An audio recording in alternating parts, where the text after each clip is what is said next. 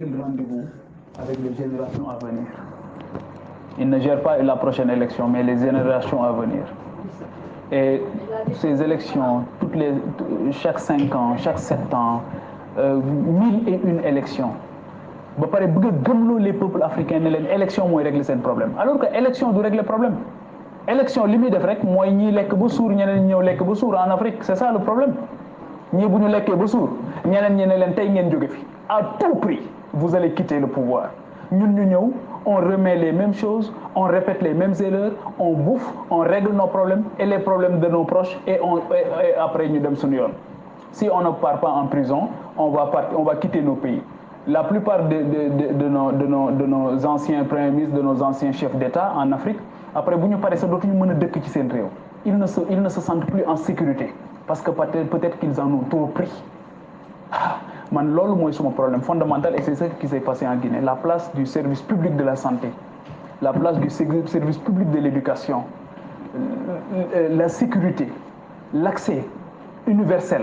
aux services sociaux de base loolu moom mooy poser problème et d'habitude dans nos États y compris le Mali bi bu rébellion di am souvent c'est dans ces États c'est dans ces parties de nos États où on note totalement l'absence de l'État pas de gouvernance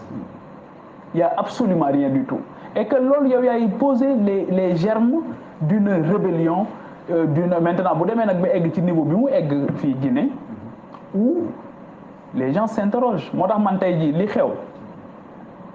c'est un fait mais il faudra être très vigilant mënuñu reposer waat aussi destin Guinée yëpp sur les épaules de Doumbouya c'est pas possible c'est-à-dire Doumbouya il faut que ñu xam il est avec qui kan la àndal dans cette affaire là parce que jële fi Alpha rek c'est-à-dire que na fi jóge rek c'est pas ça jóge na fi oui mais ban transition Doumbouya kan la àndal kan lay àndal ci liggéey bi ban intelligentsia guinéenne la nar a àndal ci liggéey bi ba def ko ba mu ne kocc ne karaj pour que les erreurs du passé soient évitées et je pense que c'est ça le plus important et tous les amis de la Guinée nous sommes un même peuple ñun ñi ñëpp nous sommes tous une partie de nos familles yaa ngi dégg donc très sensible par rapport à cette situation là te suñu sañoon dañuy jóge fii gis nga DER te foofu laa jeexale les pays limitrophes du Sénégal nga jël Guinée man dama jàpp ne sax gis nga li Europe defoon dem ci ay programme agricole commun dem ci gis nga pour man il faut que sax ñu envisager ne yenn problématiques yi